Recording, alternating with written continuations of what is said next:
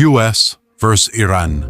Saan sila malakas at saan sila mahina kung ang pag-uusapan ng ground combat?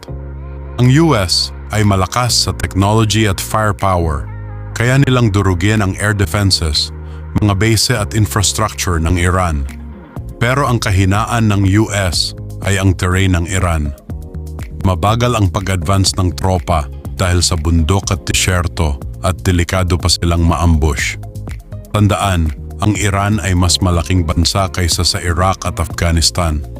At kapag maraming casualties, malaking pressure ito sa gobyerno ng US.